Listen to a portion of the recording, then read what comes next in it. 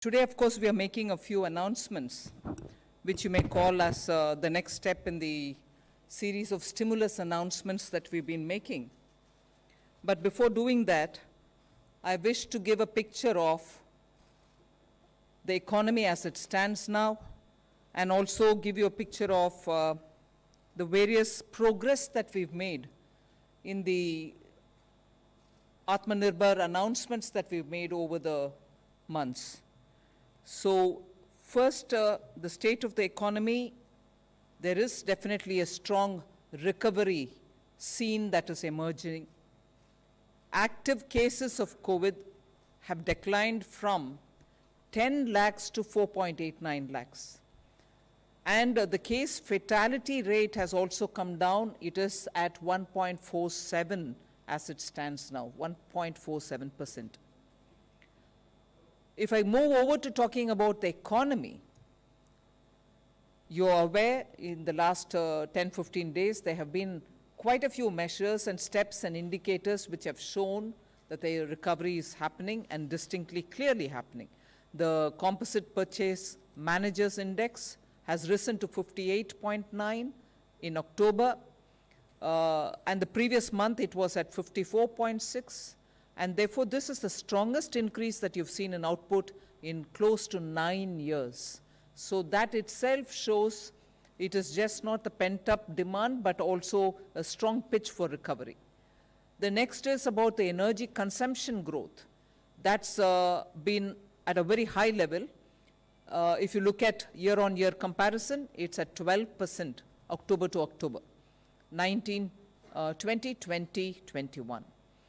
The GST collections, of course, even as it was announced, had touched 1.05 gross, 1.05 lakh crores, and it's a 10% year-on-year comparison.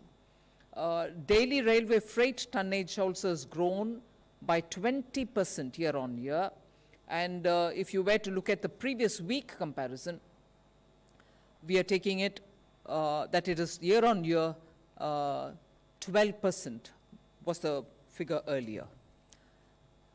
Bank credit, which most often we have this little worry that credit flow is slowed, but I would like to say here, bank credit year-on-year growth improved by 5.1% as of 23rd October 2020.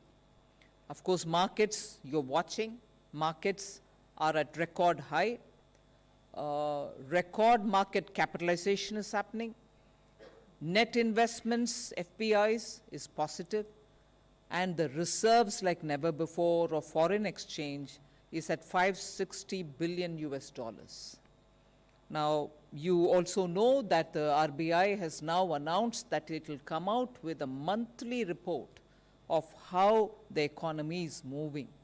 And the first of such series of monthly reports, it used to give us reports even earlier, but now looking at the economy, they are giving us this monthly report, which predicts a strong return to proper growth of the Indian economy, to positive growth. And in Q3 itself, there could be a strong growth, which will bring into the positive terrain. And the expectation earlier was that it will be probably in the fourth quarter that we will reach that kind of a number, but RBI predicts probably that will happen even in the Q3. You also seen that several prominent economists have been writing as to what is the nature of this rebound, and it is just not due to pent-up demand. It's a sustainable, strong economic growth that which is being read by many economists who have been writing and also noticing that this growth is also getting energized by the unrelenting reform pitch with which a lot of strong steps towards systemic reforms are being taken by the government. So this is the strong recovery picture which I'd like to put before you. And like the earlier announcements, I'll do it in English and Anuragji would do it in Hindi. Before I go in for the Hindi, it's also important for us, and I'm sure many of you all have noticed, that Moody's today have come out with the numbers for Indian economy, saying that earlier they were talking about 9.6 negative growth for India, which they have now reassessed and said that it won't probably be at 9.6 negative, it might probably just be 8.9 negative. Whereas for 2022, they had come with a very clear indication that India will be growing at 8.1% earlier, but now they've corrected themselves and said probably India will be growing not at 8.1, but at 8.6.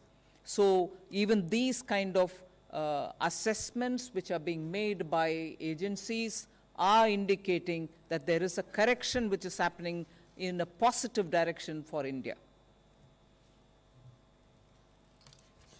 धन्यवाद माननीय वित्त मंत्री जी। नमस्कार। जैसा माननीय वित्त मंत्री जी ने कहा कि भारत की अर्थव्यवस्था के बारे में जो पीछे कुछ कदम उठाए गए उससे मजबूत वापसी भारतीय अर्थव्यवस्था की हुई है और उसके कुछ आंकड़े आप सबके सामने रख रहे हैं। सबसे बड़ी चुनौती थी कोविड-19 महामारी से लड़ने की, और ये भी स्पष्ट दिखता है कि जहां 10 लाख केसेस से कम होकर ये 4,79,000 केसेस रह गए हैं, वहीं पे मृत्यु दर भी देखा जाए तो मात्र 1.47%, यानी कि दुनिया में सबसे कम में से एक है। परचेज मैनेजर्स इंडेक्स की अगर हम बात करें कंपोजिट की, तो वो भी 54.6% पिछले महीने से बढ़कर लगभग 58.9% अक्टूबर में हुई है। ये अपने आप में स्पष्ट दिखाता है कि कितना सुधार हुआ है और पिछले 9 वर्षों में सबसे ज़्यादा है। बिजली की खपत, ये भी एक और आंकड़ा है जो मैं आपके सामने रखना चाहता हूं कि पिछले अक्टूबर माह के मुकाबले 12% इस साल ये बढ़ी है। इसी तरह से जीएसटी कलेक्शन अगर पिछले साल अक्टूबर में 95,000 करोड़ थी, तो इस साल अक्टूबर में 1,05,000 करोड़ हुई है, जो लगभग 10% ज़्यादा है। तो बिजली की खपत भी बढ़ी जो 12% बढ़ी, जीएसटी कलेक्शन बढ़ी जो लगभग 10% ज़्यादा है पिछले साल अक्टूबर से।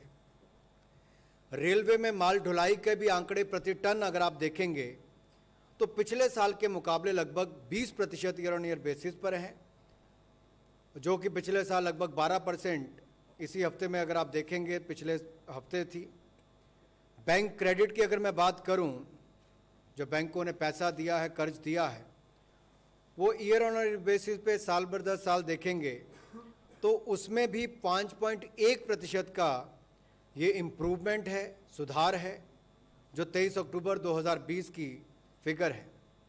मार्केट्स के आंकड़े आपके पास रोज आते हैं जो रिकॉर्ड हाई हैं, उछले स्तर पर हैं। मार्केट कैपिटलाइजेशन ये भी रिकॉर्ड है, और इसमें जो एफपीआई नेट इन्वेस्टमेंट्स हैं उसमें जो पॉजिटिव आया है वो भी आप सबके सामने है। और अगर विदेशी मुद्रा भंडार की मैं बात करूं तो ये अपने आप में एक रिकॉर्ड है कि $560 बिलियन ये भारत का विदेशी मुद्रा भंडार है। ये अपने आप में एक सुखद खबर है। एफडीआई इनफ्लो, विदेशी पूंजी निवेश, ये अगर आप महामारी के समय भी अप्रैल से लेकर अगस्त महीने तक का देखेंगे तो $35.37 बिलियन हुआ है, जो लगभग पिछले साल से 13% ज़्यादा है। तो कुल मिलाकर सारे आंकड़े दिखाते हैं कि किस तरह से भारत में अर्थव्यवस्था में वापसी बड़ी मजबूती के साथ हुई है। ये आंकड़े अपने आप उस दिशा में दिखाते हैं। आरबीआई ने जो प्रेडिक्शंस की थी, जो भविष्यवाणी एक तरह से की, उसमें भी अगर आप देखेंगे कि भारतीय इकॉनमी में जो बदलाव और उसमें वापसी की बात कही है, वो बहुत फ़र्क इस बार देखने को मिलता है। पॉजिटिव ग्रोथ की बात कही उन्होंने क्वार्टर 3 में, यानी कि तीसरी तिमाही में पॉजिटिव ग्रोथ की बात कही है, और वहीं पर जो अगले साल के लिए भी बात कही कि चौथा क्वार्टर जो है उसमें हम लोग बेहतर करेंगे। ये भी अपने आप में एक बहुत बड़ी बात है। जैसा माननीय वित्त मंत्री ने अपनी अभी कहा कि मूड देश के अंदर भी ठीक हुआ और मूडीज़ की रेटिंग भी जो है वो भी भारत के प्रति उसमें सुधार हुआ है। जो -9.6% कही थी उसमें बदलाव करके उन्होंने अब 8.9% कहा है माइनस, और अगले वर्ष के लिए जो उन्होंने 8.1% ग्रोथ पॉजिटिव कही थी उसमें भी 8.6% कहा है। तो अपने आप में दिखाता है कि देश के अंदर तो सुधार अर्थव्यवस्था में हो रहा है, दुनिया भर की नज़रों में भी भारतीय अर्थव्यवस्था और मजबूत होगी, इस दिशा में आंकड़े सामने आ रहे हैं। I now go to telling you about on some selected announcements made during Atmanirbhar Bharat Abhiyan, the progress, so that you know that there is a continuity with which we are coming up with the announcements. And I call them under Atmanirbhar Bharat Abhiyan 1.0 and Atmanirbhar Bharat Abhiyan 2.0. Now, under 1.0, there are 3 slides with which I explain the progress in some of the items. What are those some? Why should it be only some? Some which have a direct bearing on the poor, the farmers, and so on, are the ones I'm giving you progress on. On the others, we are well ready to give the progress, but probably I didn't want to take more of the time here. We will share it with you. So, under Atmanirbhar Abhiyan, Atmanirbhar Bharat Abhiyan 1.0, some of the announcements which were made are seeing very good progress. And the first one I take there is about the One Nation, One Ration card, in which interstate portability has been achieved in 28 states and union territories. They are all under the national portability of ration cards now, and from 1st September, they are actually effectively on in terms of giving interstate portability. And how many people does it cover? 68.6 crore beneficiaries are now opting for lifting their food grains from any of the FPS stores of their choice in any of the 28 states or union territories. Intra-state portability, that is within a state portability, is also enabled in those 28 states and union territories, and 1.5 crore monthly transactions are happening in them. This is very important, and this was one of the very progressive steps that we took towards the poor being ensured of food security. If you go to the next one, which is the PM Street Vendors Atmanirbhar Nidhi, which is the PM Swanidhi, you have 26.62 lakh loan applications which have been received, of which 13.78 lakh loans totaling 1,373 crores which have been sanctioned in 30 states and 6 union territories. So the coverage of the PM Swanidhi for the street vendors is now there in 30 states, and that is the number of people who have already got covered, and applications which are otherwise there will all be attended to at the earliest. I remember talking before you all about migrant workers and also the way in which the union government is responding to make sure that they are given some kind of a facilitation. However, the portal which was going to have been made for recording the movements of migrants from where to where and so on, the work was commenced on starting a portal. Labor Ministry together with the Finance Ministry and other concerned ministries are working together closely with the states, and the work has commenced for creating a portal on migrant workers. आत्मनिर्भर भारत अभियान के अंतर्गत सबसे पहले प्रावधान किया गया था अन्न और धन की कोई कमी ना आए, और उसी दिशा में माननीय वित्त मंत्री जी ने उस समय भी एक घोषणा की थी कि एक देश एक बाजार की तर्ज पर एक देश एक राशन कार्ड, इस दिशा में भी हम आगे बढ़ेंगे। राज्यों को कहा था कि अपने यहाँ पर लागू करें, और हमें कहते हुए प्रसन्नता हो रही है कि 28 राज्यों में और यूनियन टेरिटरीज में इसको लागू कर दिया गया है 1 सितंबर 2020 से। इसमें लगभग 68.6 करोड़ बेनिफिशरीज, यानी कि 68 करोड़ 6 लाख से ज़्यादा बेनिफिशरीज़ को, लाभार्थियों को इसका लाभ मिला है, जिनके पास अब ये प्रावधान होगा कि वो एक राज्य के बजाय दूसरे राज्य में भी जाएंगे तो वहाँ जाकर फेयर प्राइस शॉप से, यानी कि राशन डिपो से राशन ले सकते हैं, तो मजदूर जो प्रवासी है वो केवल अपने घर अपने गांव में ही डिपो से राशन लेने के बजाय अब जहां पर भी काम करने जाएगा वहां पर राशन ले सकता है। ये सुविधा भी उसको दी है। और एक इंटरस्टेट पोर्टेबिलिटी की जब हम बात करते हैं, इसमें 28 राज्य और यूनियन टेरिटरीज की जब मैं बात कर रहा हूं, तो इसमें लगभग 1.5 करोड़ ट्रांजैक्शंस प्रतिमाह हो रही है। इससे भी पता चलता है कि किस तरह से इसको बल मिला है और आगे इसका लाभ भी मिलेगा। दूसरा, जो स्ट्रीट वेंडर्स जो अपने परिवार का पेट भरते हैं, रेडी फड़ी इस पे काम करके ठेला लगाकर, उनके लिए भी माननीय प्रधानमंत्री जी ने निर्देश दिए थे और माननीय वित्त मंत्री जी ने घोषणा की। तो उसमें भी अब तक लगभग 26,62,000 जो आवेदन आए थे लोन के लिए, उसमें से 13,78,000 लोन सैंक्शन कर दिए गए, जिनको कुल मिलाकर 13,73,33,000 रुपये के लगभग पैसा सैंक्शन हुआ है। 30 राज्यों में और 6 यूनियन टेरिटरीज में हुआ है। और हमने केवल घोषणाएं नहीं की, इसको जमीन तक लागू करवाया। और इसके लिए जो पोर्टल की बात माननीय वित्त मंत्री जी ने कही कि जो प्रवासी मजदूर हैं उनके लिए एक वर्किंग पोर्टल भी हमने तैयार किया है, ताकि पारदर्शिता भी आए और जवाबदेही भी तय हो। इस पर भी काम शुरू हुआ है। I move to the next. Again, progress in some key items under the Atmanirbhar 1.0 announcements.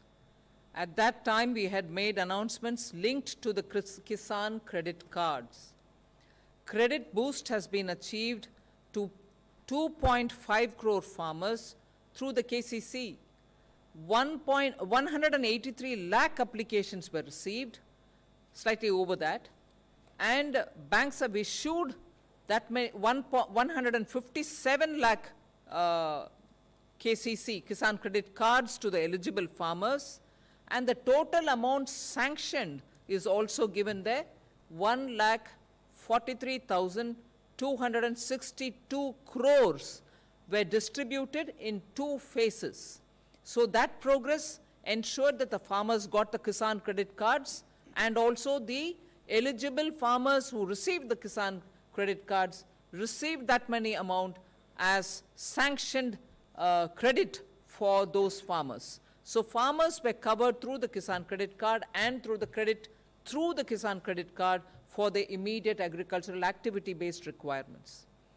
Similarly, we announced a Matsya Sampada Yojana, and in that 21 states have sent the proposals. They've also received the money and sanctioned 1,681 crores for the fishermen who were to be covered under Matsya Sampada Yojana. A third item which I would want to put here is also for the farmers. At that time, we were still talking about the Kharif crop and also harvest of Kharif. We were somewhere between. But in anticipation of the Rabi, we said we will give over and above the BE 25,000 crores, which will be distributed to the farmers so that their preparation for Rabi, preparation for sowing for Rabi will all be facilitated. I'm happy to say 25,000 crores have been distributed of that additional amount over and above the BE through the NABARD for that purpose. सो मजदूर के बाद किसान की बात, और कृषि के लिए और किसान के लिए तो माननीय प्रधानमंत्री जी ने 2014 में ही कृषि मंत्रालय के साथ किसान कल्याण मंत्रालय नाम भी दिया था। बहुत सारे कदम पिछले कुछ महीनों में उठाए गए हैं, और जिसमें एक घोषणा माननीय वित्त मंत्री जी ने उस समय की थी कि ऋण में वृद्धि करेंगे 2.5 करोड़ फार्मर्स को नए किसान क्रेडिट कार्ड देकर। और आज बताते हुए प्रसन्नता हो रही है कि अब तक लगभग 1,83,14,000 से ज़्यादा एप्लीकेशंस जो रिसीव की गई हैं, उसमें बैंकों ने 1,57,44,000 से ज़्यादा किसान क्रेडिट कार्ड को एलिजिबल पाया है, पात्र पाया है, और कुल मिलाकर 1,43,262 करोड़ रुपया 2 चरणों में 1,43,262 करोड़ रुपया 2 चरणों में लगभग 1,57,44,000 किसानों को सैंक्शन किया है। ये अपने आप में बहुत बड़ी उपलब्धि है, कुछ महीनों के अंदर करके दिया। इसके साथ साथ हमने प्रधानमंत्री मत्स्य संपदा योजना के अंतर्गत जो 21 राज्यों के माध्यम से आवेदन आए थे, उनकी प्रपोजल्स को भी सैंक्शन कर दिया है और कुल मिलाकर 1,681 करोड़ रुपया इसके लिए सैंक्शन किया है, जिससे मत्स्य पालन में वृद्धि भी होगी और इससे हमारे मछुआरों की आय में भी बढ़ोतरी होगी। तीसरा जो इसमें पहलू है वो अतिरिक्त जो पूंजी है, कार्यशील पूंजी, उसके लिए इमरजेंसी वर्किंग कैपिटल फंड, ये भी किसानों को देने के लिए नाबार्ड के माध्यम से ये कदम उठाया गया है और कितना 25,000 करोड़ रुपए इसमें डिसबर्स अतिरिक्त किया गया है। ये अपने आप में दिखाता है कि किसानों के प्रति मोदी सरकार किस तरह से कदम उठाती है।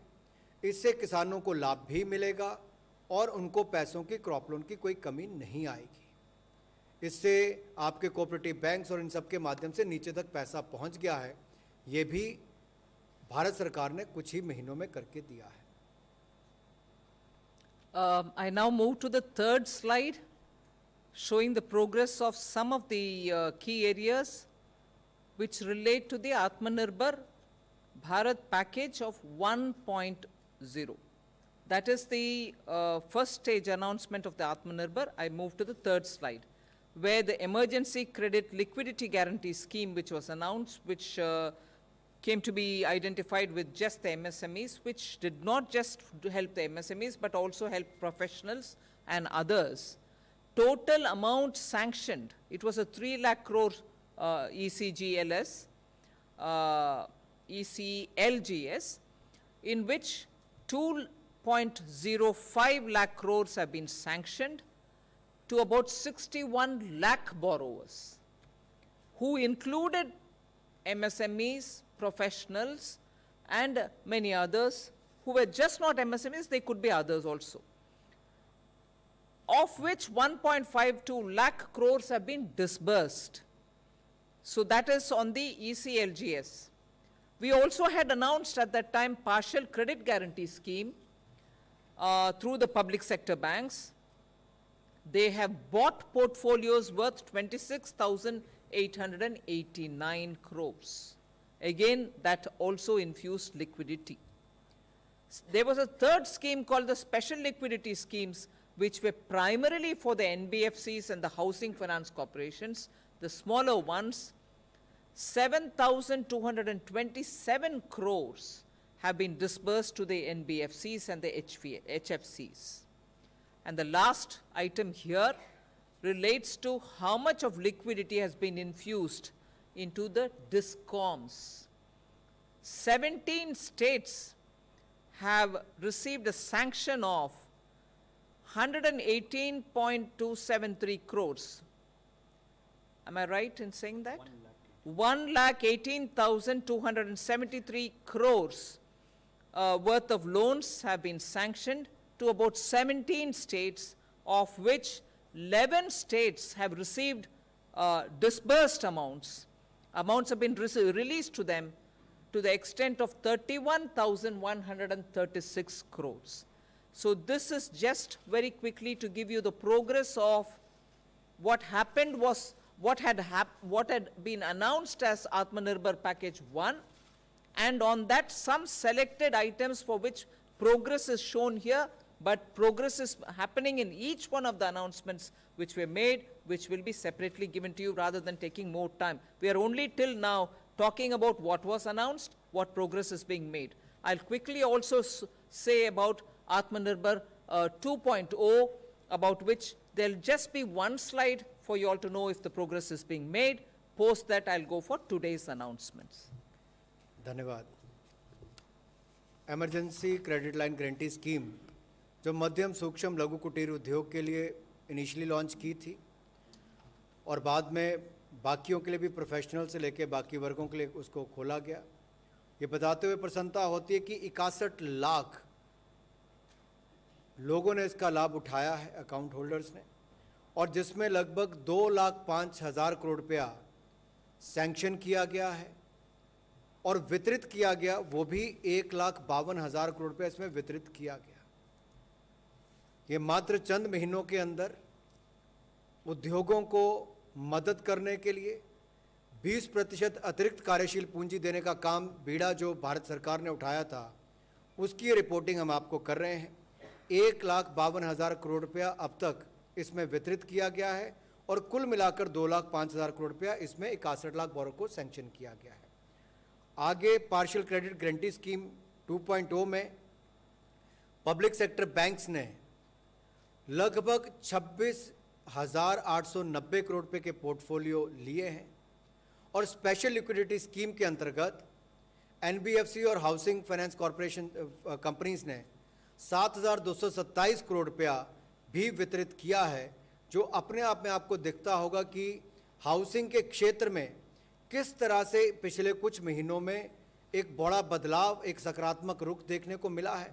लोगों ने घर खरीदने से लेकर आगे तक भी काम करना शुरू किया है।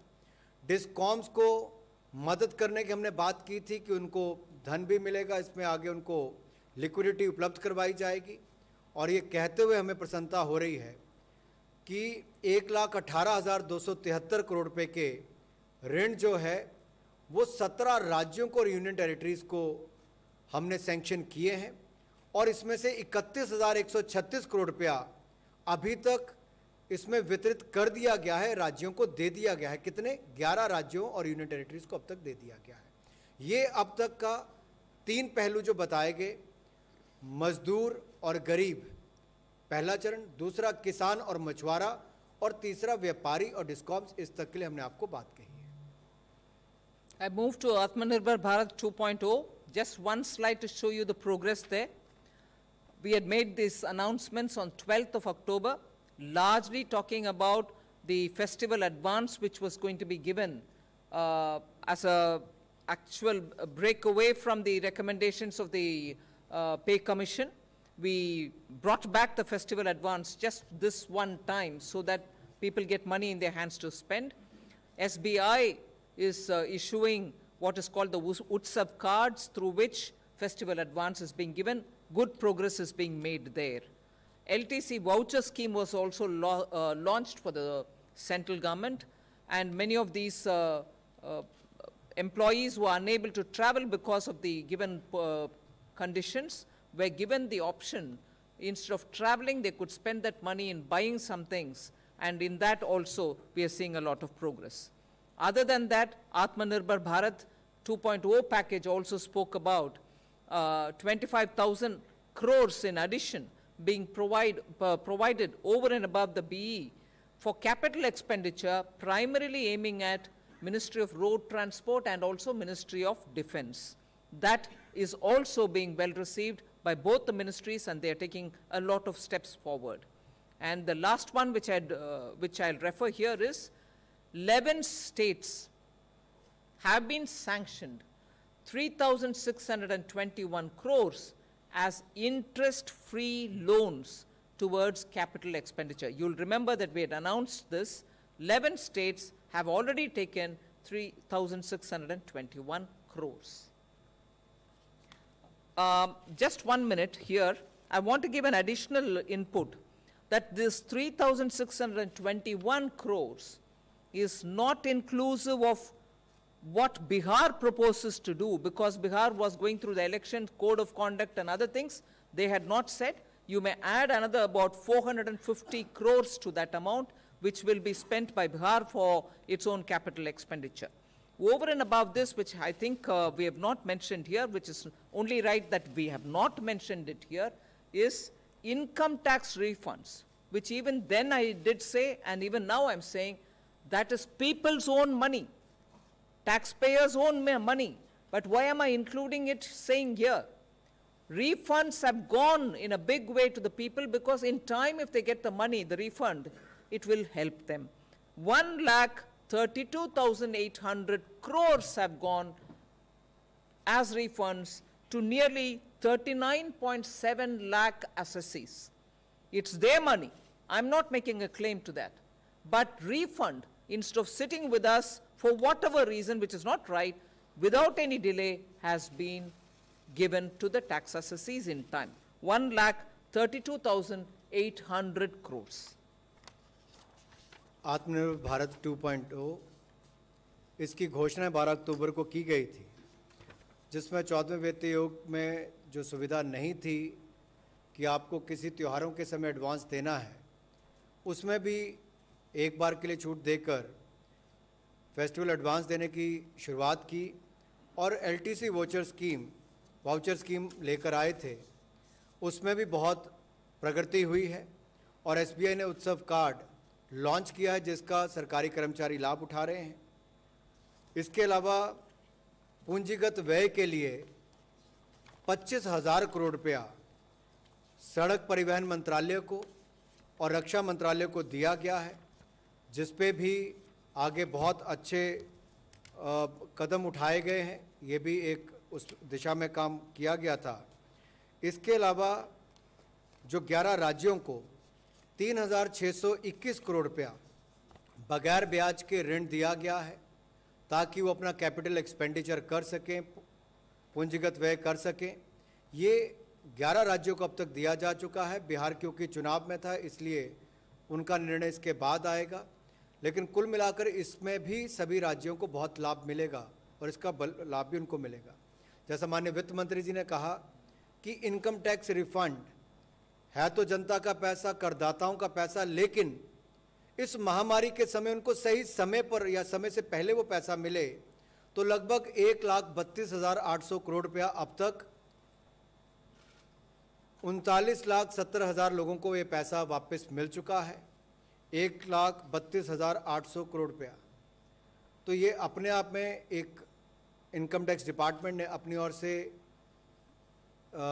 तेजी से काम किया है, ताकि लोगों के पास धन की कमी ना हो। I now move to today's announcements. There are 12 different things that we want to announce. You may want to refer to it as Atmanirbhar 3.0. I first start with the first announcement, which is Atmanirbhar Bharat Rozgar Yojana. I have 3 slides on it. This Prime Minister Rozgar Protsahan Yojana is something which all of you all already know. It exists. It was implemented up to 31/3/2019. It had covered all sectors beginning textiles, and then it was expected to run 3 years. It is running for 3 years. So even if somebody joined the scheme on 31/3/2019, they would be covered under that existing scheme for another, from then 3 years. It is still active. Up to today, there's about 8,300 crores which have been disbursed to the beneficiaries, and there are about 1,52,899 establishments which are covering that many number of 1,21,69,000 odd beneficiaries under the PM Rozgar Protsahan Yojana, which is an existing Yojana. The new scheme, which we are now calling as Atmanirbhar Bharat Rozgar Yojana, is being launched so that we incentivize creation of new employment opportunities so that the recovery phase benefits from it. What does this mean? It means that every EPFO registered establishment, those registered establishment, if they take new employees who never were covered by EPFO earlier, if they take them on, or if they bring in employees who had lost their jobs between 1st March 2020 and 30th September 2020, even they will be counted as new employees, although they may have an EPFO number earlier.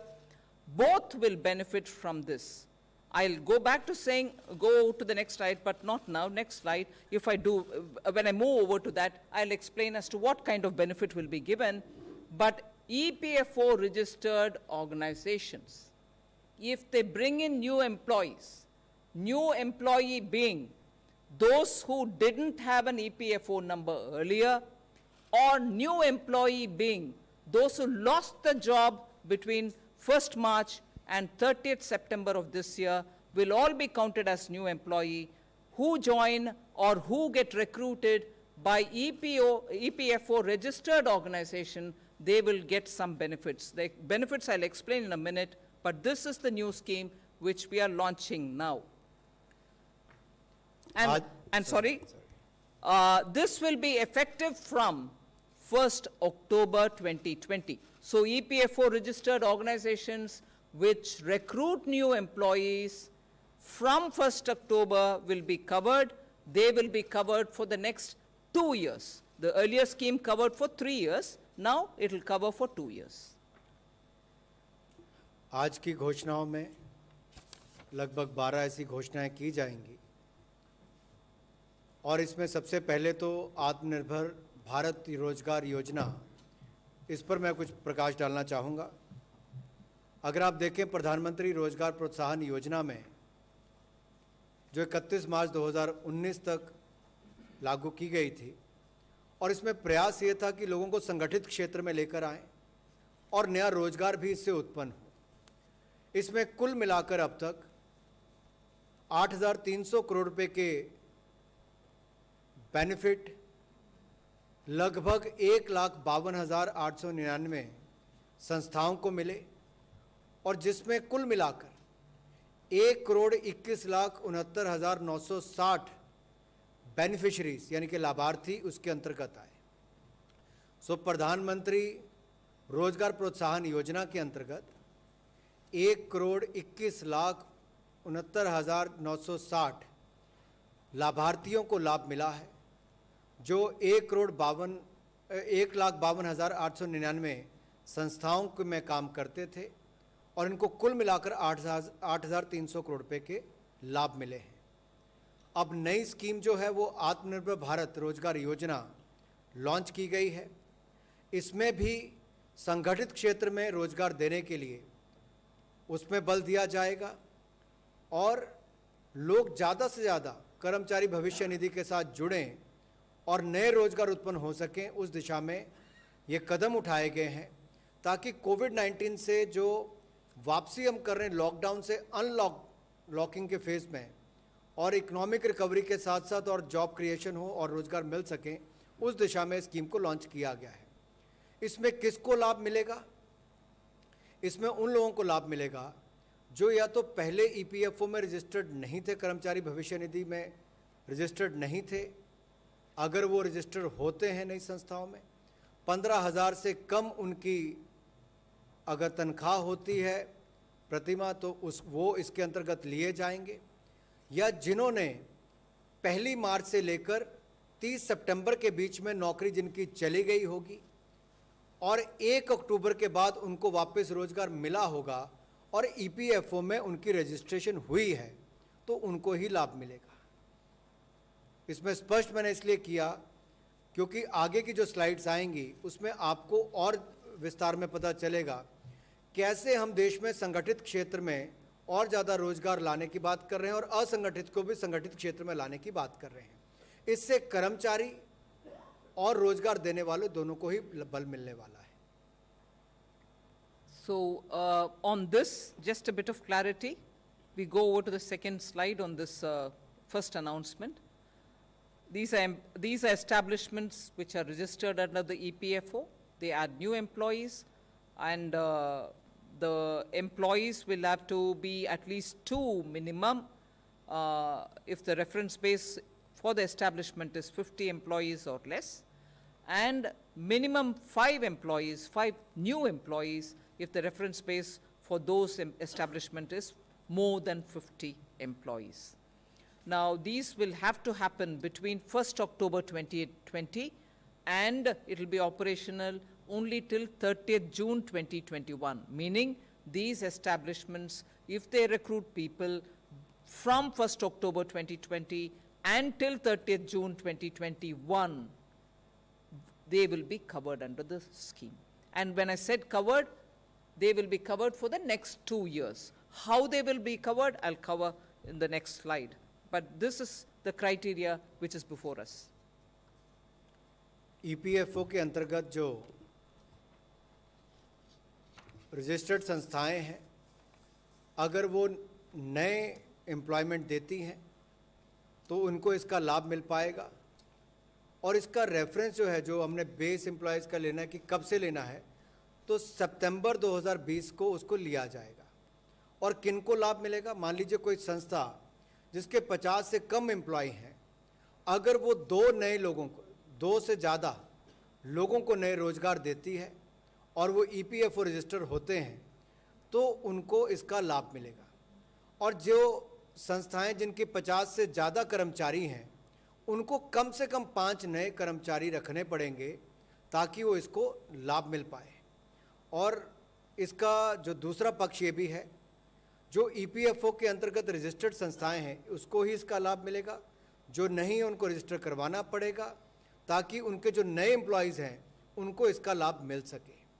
और ये योजना जो है ये 30 जून 2021 तक ये रहेगी ताकि उससे पहले लोग इसका लाभ उठा सकें। So we now move to talking about what exactly is the benefit which they are going to get. Central government will give the subsidy for 2 years in respect of the new eligible employees who are engaged on or after 1/10/2020 till, as I said, June of 2021, for those establishments which have up to 1,000 employees or less. Employees' contribution of 12% of the wages and employers' contribution of 12% of the wages, totaling 24% of the wages, will be borne by the central government. Now, when we are talking of employees, here we are talking of employees who have 15,000 or less as wages, not for all employees. Similarly, for those establishments which have more than 1,000 employees, only the employees' EPF contribution, which is 12%, will be 12% of the EPF wages will be borne by the union government. This subsidy support to get credited upfront in Aadhaar seeded EPFO accounts of eligible new employee. That's the only condition. We want it to be Aadhaar seeded. So that is the actual benefit that establishments will get if they create new jobs. इनमें किसको लाभ मिलेगा? और केंद्र सरकार अगले 2 वर्षों के लिए जिनको लाभ देने वाली है, उसमें 2 कैटेगरीज हैं। एक तो जिस संस्था में 1000 से कम एम्प्लॉयज़ हैं, 1000 तक एम्प्लॉयज़ हैं, उनमें जो कर्मचारी है उसके हिस्से का 12% और काम देने वाले का भी 12%, ये कुल मिलाकर 24%, ये केंद्र सरकार उनके वेजेस का यानी कि भत्ते का 24% जो है वो केंद्र सरकार योगदान देगी। 12% कर्मचारी का और 12% काम देने वाले का, ये 24% केंद्र सरकार उनका भत्ता देगी। जहां 1000 से ज़्यादा कर्मचारी हैं, वहां पे केवल कर्मचारियों के हिस्से का जो 12% है वो केंद्र सरकार अपनी ओर से योगदान देगी। ये अगले 2 वर्ष तक जारी रहेगा ताकि और रोजगार इस देश में उत्पन्न हो और कर्मचारियों को भी इससे लाभ मिल सके और जो संस्थाएं हैं उन पर भी बोझ अगले 2 वर्ष तक कम पड़े। दूसरा, इसमें पात्र बनने के लिए आपको केवल आधार के साथ ईपीएफओ अकाउंट खुलवाना पड़ेगा। इतना ही आपको करना है, जिससे पारदर्शिता भी आएगी और सही व्यक्ति के खाते में पैसा भी जाएगा। The one factoid which I like to give about this is that those companies or establishments which are employing up to 1,000 people, 1,000 or less, probably will be 95% or slightly over 95% of all establishments which will get covered under this. And also, a rough estimate, subject to correction, a rough estimate is 65% of all those who are in the formal sector will be covered by this fact that this 12% and 12% will be borne by the government of India. 65% of all employees will get. जैसा माननीय वित्त मंत्री जी ने कहा, लगभग 95% संस्थाएं इसमें cover हो जाएंगी, लगभग सभी संगठित क्षेत्र के लोग इसमें लाभ उठा पाएंगे। और 65% की जो आंकड़ा अभी कहा है वो अपने आप में दिखाता है, दोनों ही आंकड़े बहुत बड़े हैं, किस तरह से देश के करोड़ों मजदूरों को इसमें लाभ मिलने वाला है, कर्मचारियों को लाभ मिलने वाला है। we go over to the second announcement. The emergency credit line guarantee scheme, which was announced in the Atmanirbhar 1.0, gets extended till 31st March 2021. You probably also were informed that from October, it was extended till 30th November. Devashish is here, he can correct me. From October to, it was extended by 1 month to reach 30th November as the deadline for the ECLGS scheme. But now we are extending it up to 31st March 2021. The details of the scheme is very well known to you, but I'll repeat. It is fully guaranteed loan, it is collateral-free loan, and it gives additional credit of 20% of your outstanding loans. And outstanding loans will be decided based on your balance as of 29th February 2020. And outstanding credit limit was about 50 crores. So all this taken on board, we also then extended it for annual turnover up to 250 crores. Earlier we covered only 50 crores, then we moved over to 250. Earlier we covered only MSMEs. Then during the tenure of it, we extended it to even business enterprises and also for individual professionals. Mudra loans, all of them got covered. We kept expanding the scope of the ECGLS.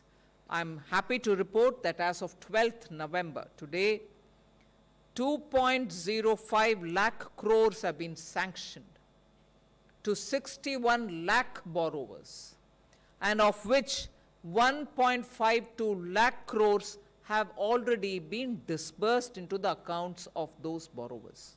So that is where this is, the first announcement is that this gets extended till 31st March 2021.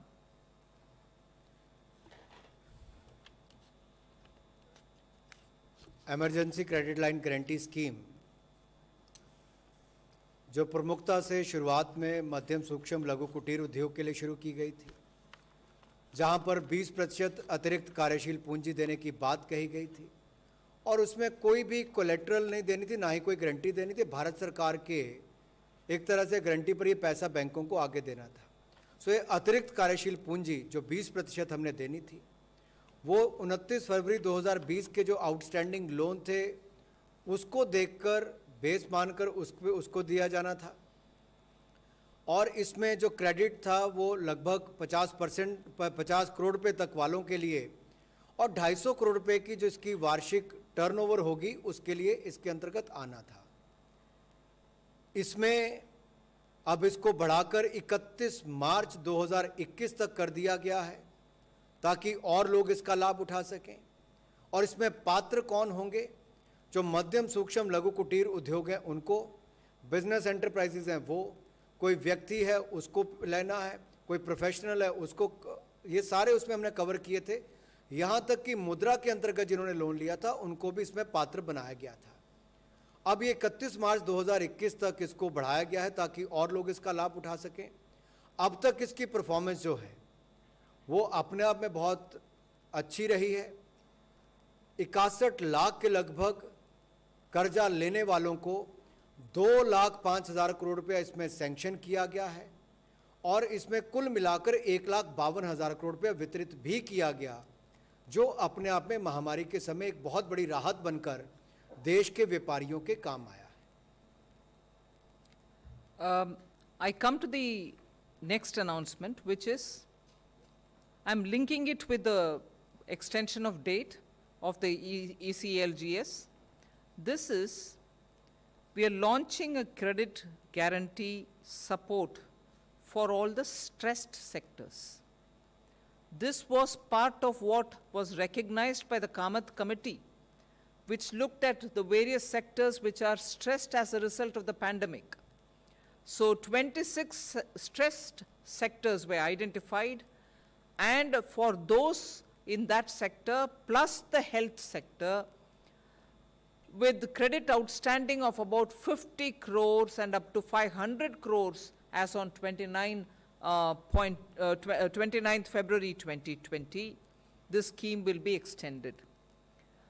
And what it does is, it doesn't have an upper ceiling or on annual turnover basis.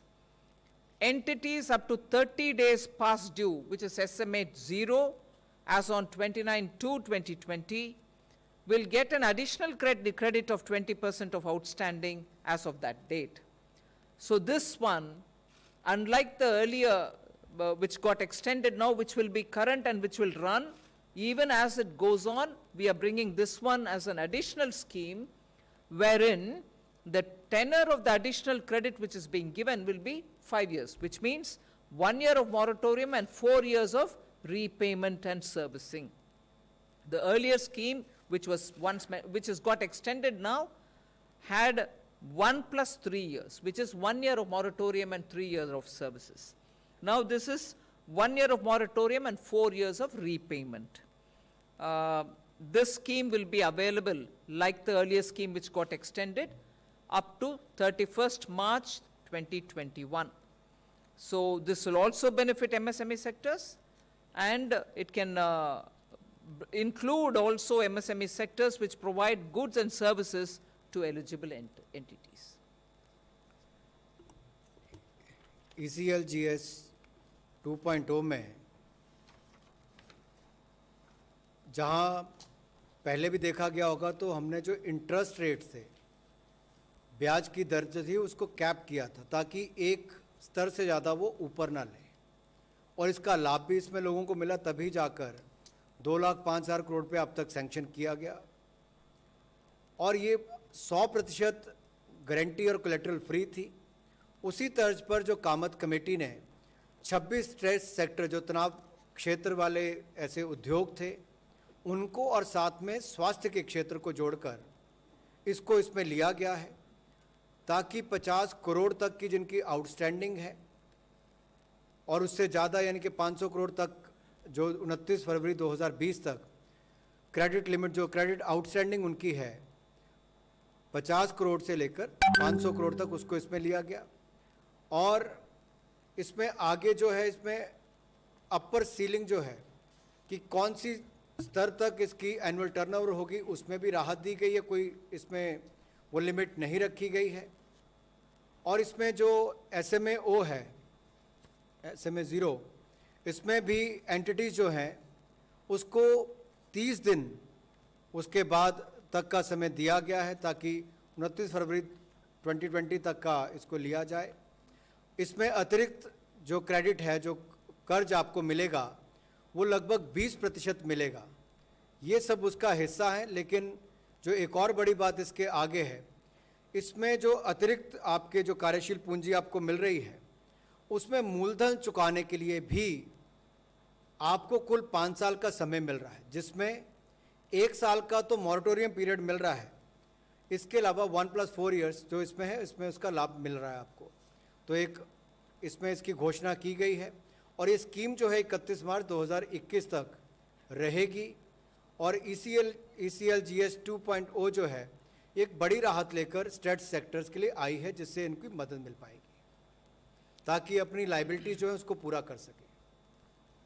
We move over to the third announcement, which is something partly heard even yesterday, the production-linked incentive scheme, which champions 10 sectors, and in those sectors, incentive will be offered.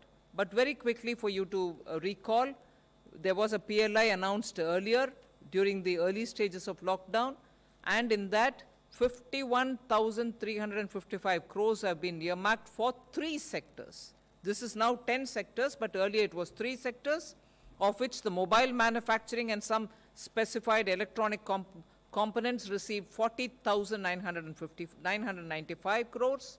Then the key starting materials, which is for the pharmaceutical, and the APIs at the cost of 6,940 crores, and the manufacturing of medical devices at 3,420 crores was the first announcement of the earlier PLI, which covered 3 sectors. Now the new one, which you got to know yesterday after the cabinet approved it, covers 10 such sectors, 10 more such sectors, 3 already being given. Now they will also benefit from a productivity-linked incentive scheme. Yesterday when I met you all, I had very clearly said that's part of the Atmanirbhar It covers sunrise sectors, it covers labor-intensive sectors, and it also covers those sectors through which India hopes to link with the global value chain, and therefore very outward-looking, very supportive, encouraging of exports, and bringing investment and manufacturing to India. So 10 new sectors are being added. This will, I hope, get a big boost for the Indian economy, and domestic employment also will increase because of that. ये अगली घोषणा जो है वो आत्मनिर्भर भारत बनाने के लिए और विशेष तौर पर मैन्युफैक्चरिंग को बल देने के लिए प्रोडक्शन लिंक इंसेंटिव स्कीम के लिए है, जिसमें 10 चैंपियन सेक्टर को चुना गया है और इसमें लगभग 1,46,000 करोड़ रुपए का लाभ मिलेगा, इंसेंटिव दिए जाएंगे। भारत सरकार ने इससे पहले 3 क्षेत्रों में प्रोडक्शन लिंक इंसेंटिव स्कीम को लॉन्च किया था, जिसमें कुल मिलाकर 51,355 करोड़ रुपया खर्च आएगा। अगर आपको याद होगा तो मोबाइल मैन्युफैक्चरिंग और स्पेसिफाइड इलेक्ट्रॉनिक कंपोनेंट्स की जब हम बात करते हैं, ज़्यादातर विदेशों से मोबाइल बनकर आते थे, लेकिन अब भारत में ही मोबाइल बने और इसके कंपोनेंट्स भी यहीं पर बने। इसके लिए 40,995 करोड़ रुपए का उसमें प्रावधान, और जो दवाइयाँ हैं जिसकी पूर्ति पूरी दुनिया भर के लिए भारत ने कोविड के समय भी कुछ क्षेत्रों में करने का काम किया, कुछ ऐसे क्षेत्र जहाँ पर भारत ने बहुत अच्छा कदम उठाए हैं, वहाँ पर रॉ मटेरियल जो है वो अभी भी बाहर से आता था, तो रॉ मटेरियल भी हिंदुस्तान में ही बने। उसके लिए जो क्रिटिकल हमारे कुछ ऐसे सेक्टर्स हैं जहाँ पर की स्टार्टिंग मटेरियल्स हैं, जिसको हम API एक्टिव फार्मास्यूटिकल इंग्रेडिएंट्स कहते हैं, उसके लिए विशेष तौर पर 6,940 करोड़ रुपए की योजना लेकर आए हैं, ताकि दवाई तो बनाए ही, लेकिन दवाई बनाने के लिए भी जो आपको रॉ मटेरियल चाहिए वो भी भारत में ही बने, उसके लिए इसमें बल मिलेगा। इसके अलावा कोविड के समय भी हमने देखा कि जांच करने के लिए लेबॉर्ट्रीज हो, टेस्टिंग किट्स हो, बाकी सब, इसकी बहुत बड़ी मात्रा में रिक्वायरमेंट रहती है।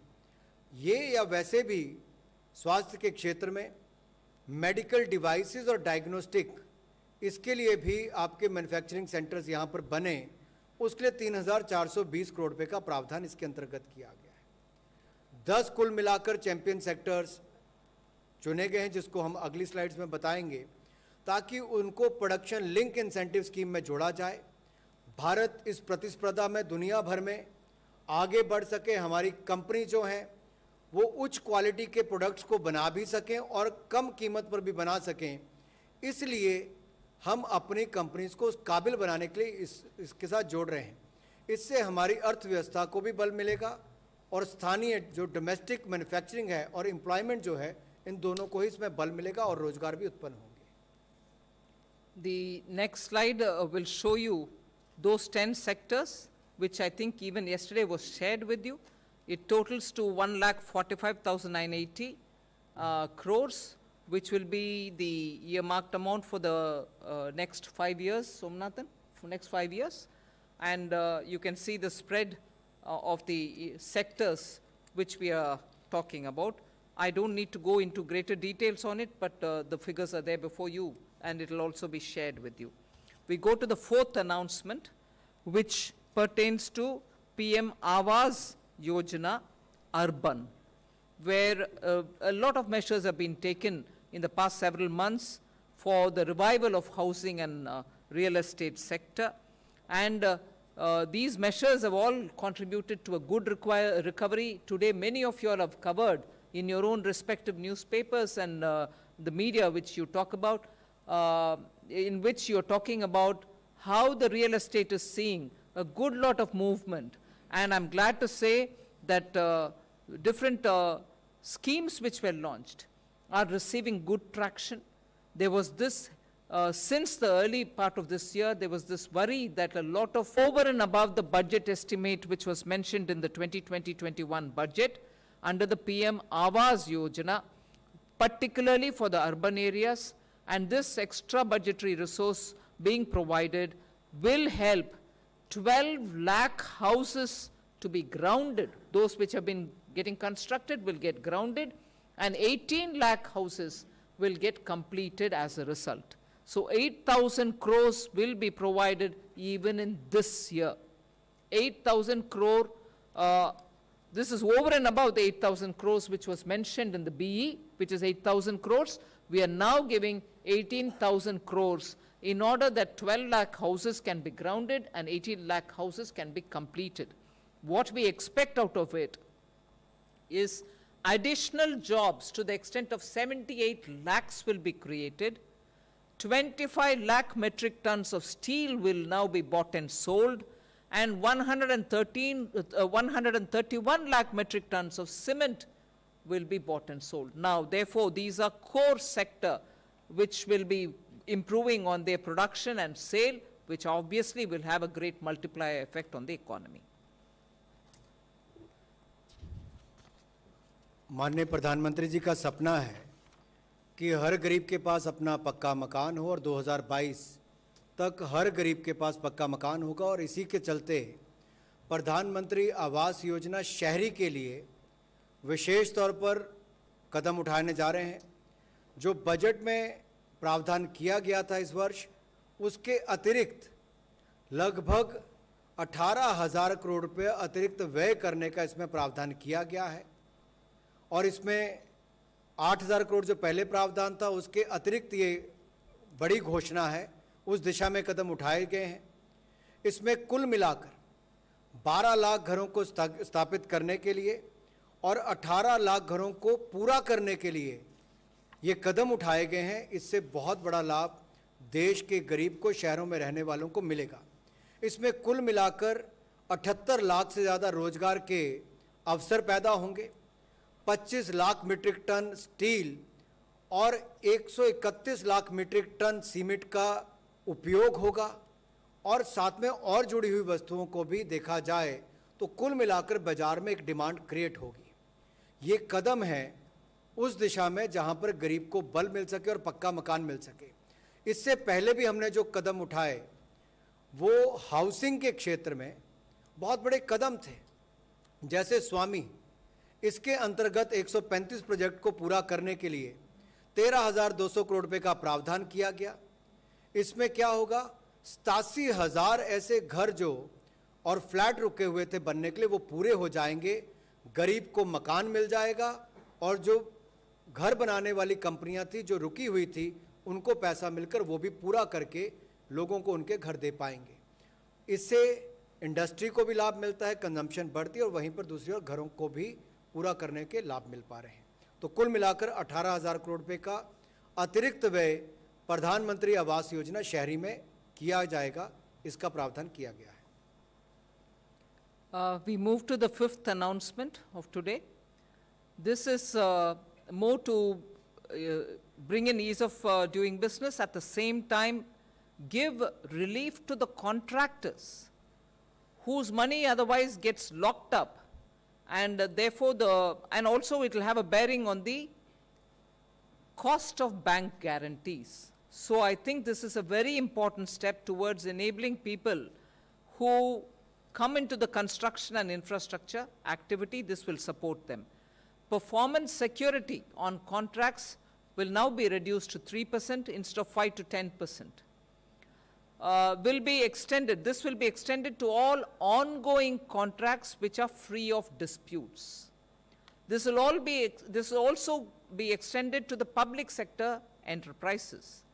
States also will be encouraged to come into this scheme. Therefore, bid security declaration will be sufficient, and that will replace the existing EMD. So earnest money deposit will not be required for tenders, and it will be sufficient if they provide bid security declaration. So it's almost like a self-declaration. A declaration is going to replace the EMDs.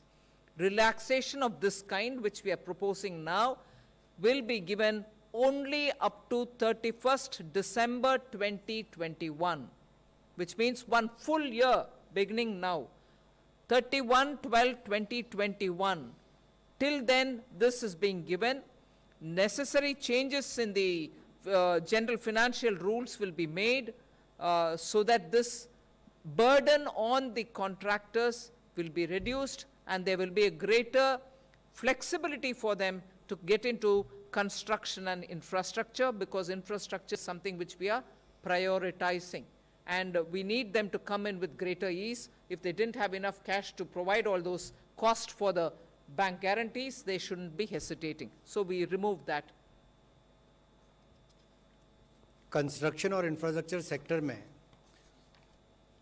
निर्माण और ये के क्षेत्र में जितनी हमारी कंपनियां थी, उनको एक बहुत बड़ी दिक्कत आती थी कि उनके पास कैपिटल और बैंक गारंटी की कमी आती थी, क्योंकि बैंक उनकी जो परफॉर्मेंस सिक्योरिटी है कहीं पर 10%, कई जगह उससे ज़्यादा भी रखते थे, तो कुल मिलाकर पैसा काम करने के लिए उनके पास कम पड़ जाता था।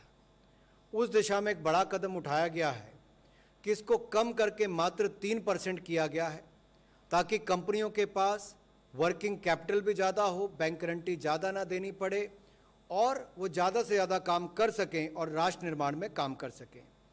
इसमें जनरल फाइनेंशियल रूल्स के अंतर्गत 31 दिसंबर 2021 तक इनको छूट दी जाएगी, यानी कि अगले साल 31 दिसंबर तक इनको छूट दी जाएगी, जहां पर इनको EMDs नहीं देनी पड़ेंगी टेंडर के लिए, और इसको बिड सिक्योरिटी डिक्लेरेशन के साथ रिप्लेस किया जाएगा। इससे इनको एक लाभ मिल पाएगा, कंपनियां ज़्यादा काम ले पाएंगी, ज़्यादा काम कर पाएंगी, और इसको पब्लिक सेक्टर एंटरप्राइजेस को भी हम इसका लाभ देंगे, और राज्य भी चाहें तो वो अपने यहाँ पर भी ये स्कीम लागू कर सकते हैं। ये उनके लिए है जहाँ पर जो ऑनगोइंग कॉन्ट्रैक्ट्स हैं उनका कोई विवाद ना हो, विवादों से परे हो, विवादों से बाहर हो, उसको इसका लाभ मिलेगा। और अब उनको 10% जो परफॉर्मेंस सिक्योरिटी है वो नहीं देनी पड़ेगी, उससे ज़्यादा देते थे वो नहीं देनी पड़ेगी, उसमें मात्र 3% तक किया गया है। इससे कंपनियों को बहुत लाभ मिलेगा। I go to the sixth announcement, which is an income tax relief that we like to give for developers and home buyers. There's quite a lot of inventory is what we are told in the real estate sector. So at the moment what is prevailing is the differential between circle rate and the agreement value. About 10%. Prices may be lower than that, but up to 10% you get relief. Now what we've decided is to increase the differential from 10% to 20% from the period, for the period from the date of this announcement to 30th June 2021 for only primary sales. So the first sale, this relief of up to 20% shall be allowed for both, and the necessary amendments in the IT Acts will be done in the due course, through which, through this particular step, we expect a lot of clearance of inventory, and people will be able to pay less in terms of the differential on which the tax is collected, and the differential is now increased, the gap is now reduced, and therefore they will end up paying far lesser in case of the circle rate differential which affects them. So this is a major step towards middle class, which wants to buy when the housing sector is going through a supply side boom, inventories are sitting, nothing is getting cleared, but people don't have any incentive to go buy it. Now we provide incentive in the form of an income tax relief. Housing के क्षेत्र में ही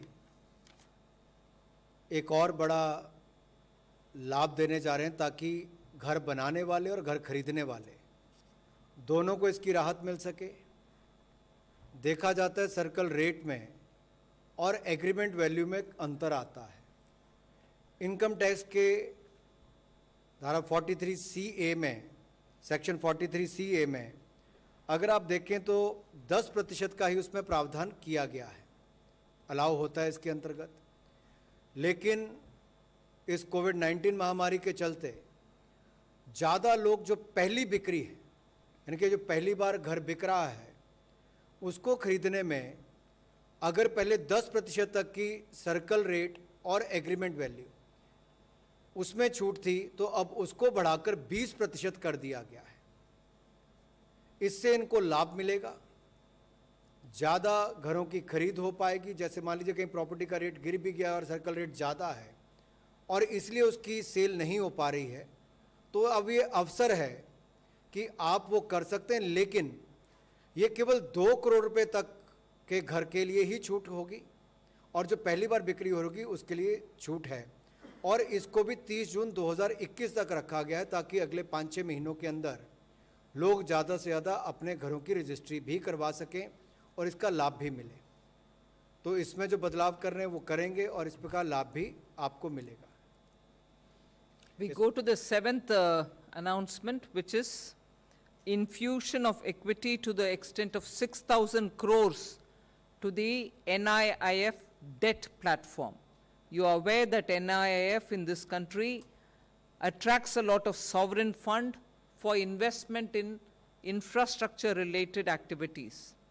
Now, it also has a debt platform through which it raises a lot of money.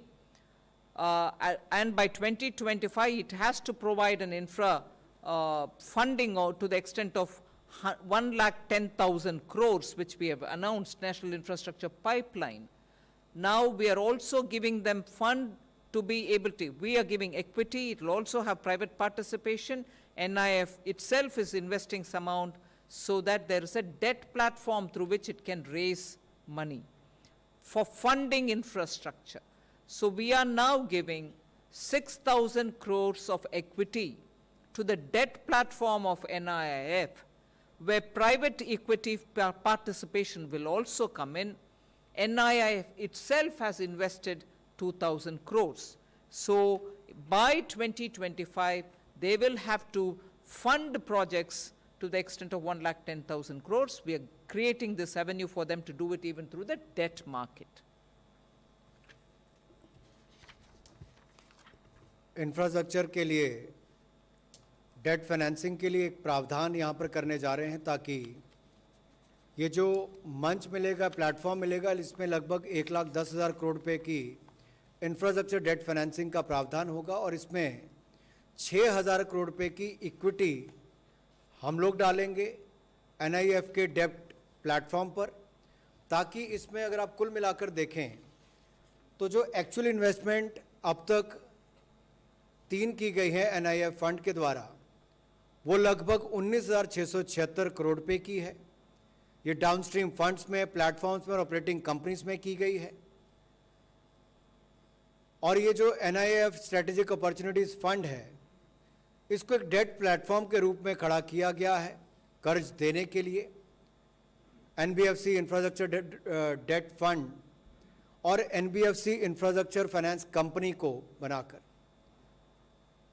इसमें कुल loan book अगर आप देखेंगे तो 8,000 करोड़ की है और जो डील पाइपलाइन है वो लगभग 10,000 करोड़।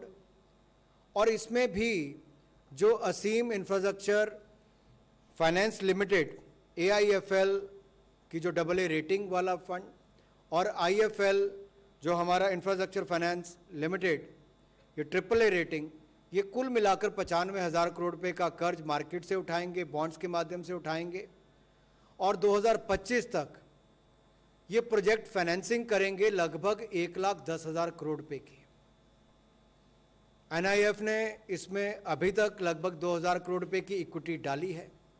भारत सरकार इसमें 6,000 करोड़ रुपए का और निवेश करेगी और बाकी जो है प्राइवेट इन्वेस्टर्स के माध्यम से इक्विटी रेज की जाएगी। कुल मिलाकर 1,10,000 करोड़ रुपया इंफ्रास्ट्रक्चर प्रोजेक्ट फाइनेंसिंग के रूप में इसके अंतर्गत आएगा और ये एक बड़ा मदद देश में आधारभूत ढांचा खड़ा करने के लिए होगा। We move to the 8th announcement today, and that is providing 65,000 crores for fertilizer in the form of subsidy for the farmers. 65,000 crores subsidy for fertilizers which will benefit farmers. Now, what is important to notice here is from somewhere near 500 lakh metric tons, which was fertilizer consumption in this country between 2016-17, We expect in 2020-2021, it will increase to the extent of 673 lakh metric tons. So farmers are reaping the benefit of a favorable monsoon. The sown area, so the growing area of crops has extended, increased manifold. As a result, farmers are to be ensured adequate supply of fertilizers, and this increased supply of fertilizers we assess will benefit 140 million farmers, and therefore 65,000 crores is being given to ensure that the forthcoming Kharif will not suffer for want of fertilizer. Farmers should be ensured that they have done a splendid work during Kharif. Now forthcoming Rabi and after that the Kharif after that should be somewhere farmers should be ensured adequate supply of fertilizer is given. 65,000 crores for it. जहां एक और किसानों के लिए बहुत सारी योजनाएं PM किसान से लेकर बाकी नाबार्ड के माध्यम से फंडिंग करके पैसे की कमी किसान के लिए नहीं रखी, वहीं दूसरी ओर अन्नदाता के लिए अगर खेत में सबसे बड़ी आवश्यकता किसी चीज़ की पानी के अलावा पड़ती तो फर्टिलाइज़र की पड़ती है। और जब खेती का क्षेत्र बढ़ जाए, क्षेत्रफल बढ़ जाए बुआई के समय, तो देखने को आया है कि कुल मिलाकर फर्टिलाइज़र की खपत जो है खाद की, वो लगभग 17.8% बढ़ी है 2019-20 के मुकाबले, जो लगभग 571 लाख मीट्रिक टन थी। और एक बड़ा कारण क्या है कि बारिश भी अच्छी हुई, मानसून अच्छा रहा, क्षेत्रफल बढ़ा जहां पर बुआई की गई, और कुल मिलाकर 2016-17 में जो फर्टिलाइज़र की कंजम्पशन थी, जो खपत थी फर्टिलाइज़र की, वो 499 लाख मीट्रिक टन से बढ़कर 2020-21 में 673 लाख मीट्रिक टन हो जाएगी। इसके लिए सप्लाई भी ज़्यादा करनी पड़ेगी फर्टिलाइज़र की, इससे उत्पादन भी बढ़ेगा कृषि का। और क्योंकि ये देश में सब्सिडाइज रेट पर सब्सिडी दी जाती है इसके ऊपर, ताकि किसान के ऊपर बोझ ना पड़े, ये जो 14 करोड़ किसान हमारे देश के हैं, इनको सब्सिडी देकर फर्टिलाइज़र दिया जाता है। जब इनका क्षेत्रफल बढ़ेगा, खपत भी फर्टिलाइज़र की बढ़ेगी, तो इसके लिए माननीय वित्त मंत्री जी ने 65,000 करोड़ रुपए का अतिरिक्त प्रावधान किया है, ताकि फर्टिलाइज़र की कमी कहीं ना आए, खाद की कमी कहीं ना आए, और आने वाले सीजन के लिए उसको बल दिया जा सके। I move to the 9th announcement. We spoke about formal employment. Now we are also talking about informal. You may recall that during the Garib Kalyan Rozgar Yojana, during the lockdown that we announced, 116 districts were brought together where the migrant laborers had gone back. 25,000 was the minimum number of migrant laborers who had reached those districts, for whom money was spent, and 37,543 crores have been spent till date on that. That scheme ended as of October 31st, if you remember correct. That was only for a limited number of days. We have spent that kind of money in those 116 districts. Now, this Garib Kalyan Rozgar Yojana had brought together the Mahatma Gandhi National Rural Employment Guarantee Scheme and also the Garib Pradhan Mantri Gram Sadak Yojana. Both of them were also brought together so that rural employment can be encouraged. You remember that in the budget, we had announced something like 61,000 crores for Manrega. We also gave a 40,000 crore in addition during the Atmanirbhar Bharat 1.0 announcement. So with that announcement of 40,000 crore, Manrega had crossed 1 lakh crore outlay. Now what we are saying is also to underline the fact that out of that 1 lakh crore, 61,000 during the BE, 40,000 during Atmanirbhar Bharat Abhiyan 1.0, both put together over 1 lakh. Of that, 73,504 crores have already been spent, and 251 crore person days of employment were generated. 251 crore person days of employment was generated, and this is in the informal sector. Obviously, people getting covered there are informal workers. Now we announce, this 9th announcement is for another additional outlay of 10,000 crore. This will be part of the PM Garib Kalyan Rozgar Yojana. It can be used for Manrega, it can be used for Gram Sadak Yojana to ensure that the rural informal sector doesn't suffer for opportunities. So this money goes there. This will accelerate the rural economy.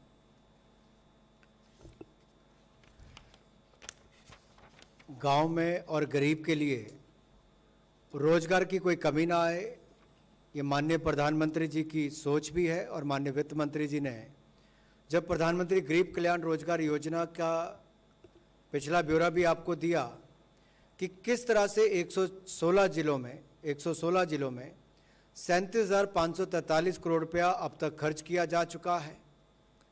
और इसमें प्रधानमंत्री गरीब कल्याण रोजगार योजना के साथ साथ जो समूहित किया गया है, जोड़ा गया है, मनरेगा को प्रधानमंत्री ग्रामीण सड़क योजना के अंतर्गत जो बाकी काम हुए, कुल मिलाकर अगर देखा जाए तो पिछले कुछ वर्षों में हमने मनरेगा योजना में, एमजी नरेगा में पारदर्शिता भी लाए, जियो टैगिंग भी की, आधार कार्ड के साथ जोड़कर बैंक खाते खोलकर सीधा उनके खातों में पैसा डालने का काम भी किया। इतनी पारदर्शिता लाए कि अब जो पैसा केंद्र सरकार का जाता है वो गरीब के खाते में जाता है। साथ साथ में बजट में वृद्धि भी माननीय वित्त मंत्री जी ने की। पिछले वर्ष अगर 61,000 करोड़ तक खर्च किया, इस साल प्रावधान 61,500 करोड़ का किया था, तो पिछली घोषणा में माननीय वित्त मंत्री जी ने 40,000 करोड़ रुपए का अतिरिक्त प्रावधान किया कि इस साल 1,01,000 करोड़ रुपया मनरेगा पर खर्च होगा। अगर हम आज देखें कुछ महीनों के बाद, अब तक कुल मिलाकर 73,504 करोड़ रुपया मनरेगा पर खर्च किया जा चुका है। 251 करोड़ कार्य दिवस परसेंटेज इसमें रोजगार उत्पन्न किया गया, जिसमें लोगों को लाभ मिला है और इस महामारी के समय एक बहुत बड़ी राहत के रूप में आया है। ग्रामीण क्षेत्रों में 73,504 करोड़ रुपया खर्च हुआ और अब इसको बढ़ाकर इस वर्ष के लिए जहां पहले 1,01,000 करोड़ किया था, अब 1,11,000 करोड़ किया गया, ताकि 10,000 करोड़ रुपया अतिरिक्त साथ में पीएम गरीब कल्याण रोजगार योजना में भी साथ में जोड़ा गया। I go to the 10th, just two more after that, 12 announcements. So 10th one, we will boost exports. And this is done through the additional 3,000 crores which we want to give the Exim Bank for promoting exports which happen through the lines of credit. What are these lines of credit? These are normally used by countries to which India extends this facility under the IDEA scheme, which is normally monitored through the Ministry of External Affairs. Now, when exports are mandated through it, most of the recipient countries, when they build something or when they use this money for various activities that they do, they could be getting Indian products, whether they are projects for railways being done somewhere, power projects being built somewhere. India helps them by providing goods from India. So railway projects, power, transmission lines, roads, or anything to do with transport, auto components, even sugar projects, all of them are supported. There are about 811 export contracts which are undergoing through the IDA scheme, and 10.5 billion US dollars are provided through the line of credit. Now, in order to facilitate Exim Bank undertake these line of credit activities and for promoting projects export, which happens, many of the Indian companies go and complete these projects there. They undertake a railway project or a power project. Many Indian companies go to do that. for which products from India are exported for those. Exim Bank facilitates this. So Exim Bank gets 3,000 crores just for this activity under LOC, line of credit.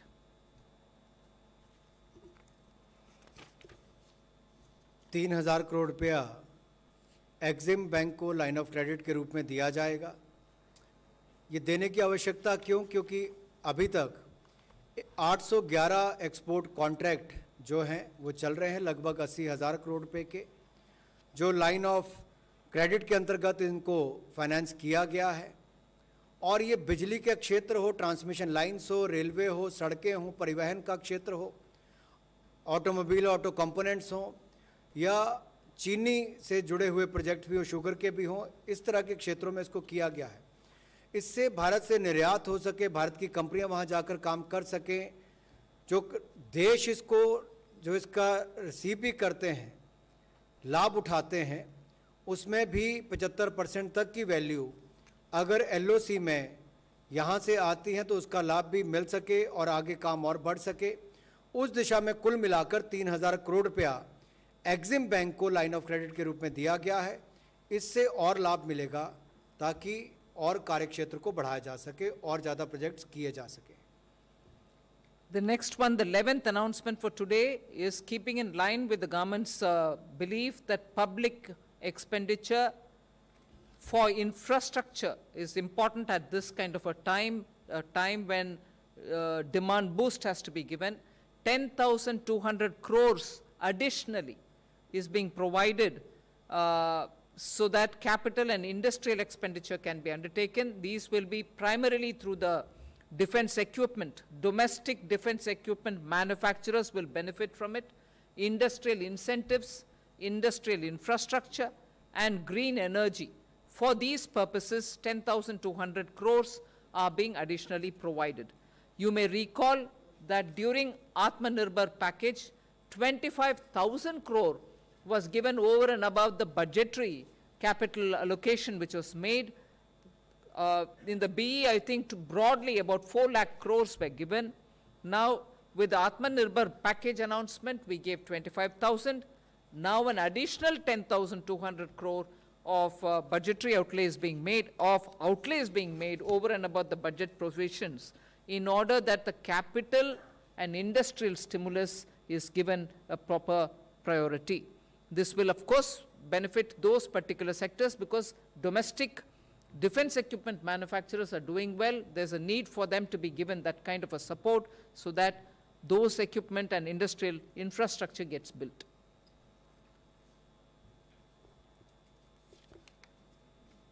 Industries को प्रोत्साहन देने के लिए,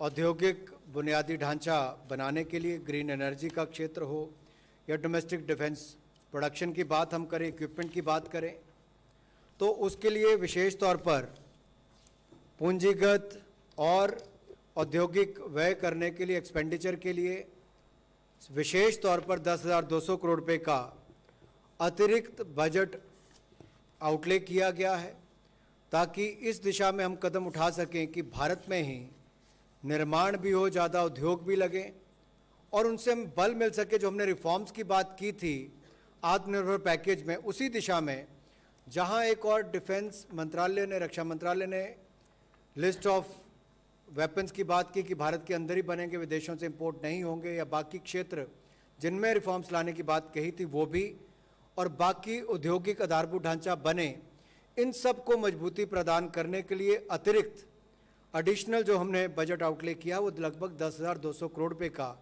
किया गया है, ताकि इसको स्टिमुलस के रूप में हम दे सकें, कैपिटल और इंडस्ट्रियल स्टिमुलस के रूप में। We move to the last, which is the 12th announcement for today.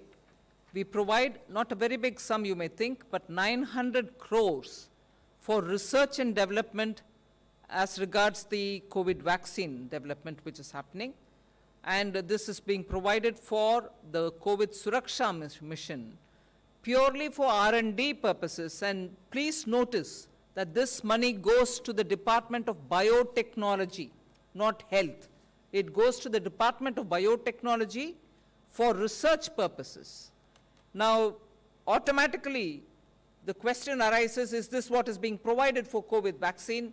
No, this is for provision towards research activity related to the vaccine. The actual cost of the vaccine or the logistics for the vaccine to be distributed to the country is a totally different matter. We are not talking about that here. The actual cost of the vaccine or the logistics required for distributing the vaccine is totally different, and whatever is required for that, as and when it is required, will be provided. But this is totally a different purpose, and this is for research towards the vaccine development, which goes for the Department of Biotechnology. So that's my last announcement for today. Of course, after the Hindi, there's the one other slide which will tell you about the fiscal distribution table. Indian Covid vaccine के लिए, उसके शोध के लिए, उसके विकास के लिए Covid सुरक्षा मिशन के अंतर्गत डिपार्टमेंट ऑफ बायोटेक्नोलॉजी को 900 करोड़ रुपए का प्रावधान किया जाएगा। ये दी जाएगी ताकि वो शोध कर सके, विकास कर सके, रिसर्च एंड डेवलपमेंट के लिए दिया जा रहा है ताकि उस दिशा में कदम उठाए जाएं और तेजी से काम हो। ये बिल्कुल मिनिस्ट्री ऑफ हेल्थ से हटकर है, हेल्थ और फैमिली वेलफेयर के, कि जब वैक्सीन आएगी उसके ऊपर जितना खर्च होगा उसको लाने ले जाने का वैक्सीन के ऊपर, उसके लिए भारत सरकार जो प्रावधान करना होगा पूरी दिल खोलकर उस पर प्रावधान भी करेगी। ये पैसा केवल 900 करोड़ रुपया बायोटेक्नोलॉजी डिपार्टमेंट को दिया गया है कोविड सुरक्षा मिशन के अंतर्गत इंडियन कोविड वैक्सीन को बनाने के लिए, शोध करने के लिए, उसके निर्माण के लिए, विकसित करने के लिए। So we now go to the much looked up to kind of a table. What is the money? You have it there before you. The 1,45,908 was something which partly got announced yesterday, but that is also because yesterday the cabinet had decided, so we wanted to announce it immediately. But the figures are here. 2,65,080 crores. Okay, can we move to the next? The first announcement of PM Garib Kalyan package, 192,800, 1,92,800. Atmanirbhar Bharat Abhiyan 1.0, 11,02,650. PM Garib Kalyan Protsahan Anna Yojana, extension of 5 months from July to November, 82,911, although the scheme ran from March itself. Atmanirbhar Bharat Abhiyan 2.0, which was announced 1 month ago, 73,000. So this package, Atmanirbhar Abhiyan 3.0, 2,65,080. 1, 2, 3, 4 total is there. RBI measures which were announced as of 31st October, you have 12,71,000 something. Totally 29,87,641 crores.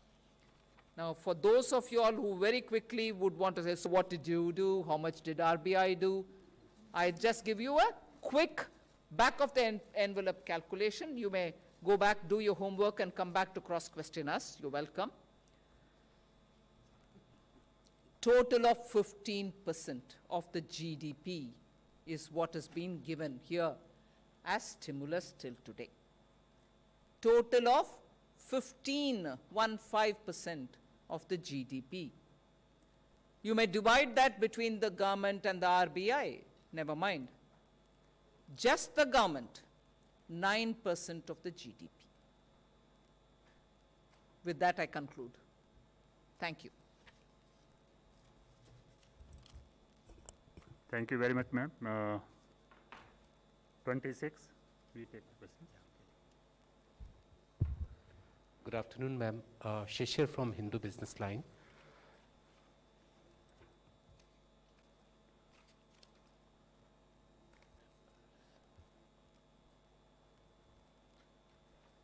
Yeah, good afternoon, ma'am. Shishir here from Hindu Business Line. Ma'am, about emergency credit guarantee scheme that has been extended till March 31st. So will the limit of 3 lakh crore will also be extended? Second thing, the second part of this scheme where you have said that 50 crore to 500 crore, what will be the condition? Will that be included in 3 lakh crore or will there be a separate limit for that? And what will be the rate of interest for 9.25 as you announced earlier, or will there be any change?